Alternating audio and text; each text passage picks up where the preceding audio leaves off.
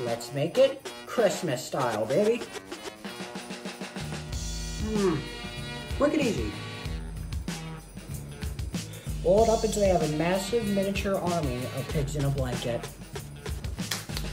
Take it into the oven and let them bake. Let's make our garlic butter.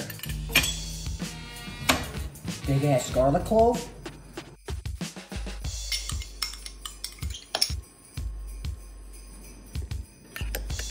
Paint with garlic butter, and then bake for 5 more minutes until golden brown. Ketchup, combine the mustard, and add honey until you're happy.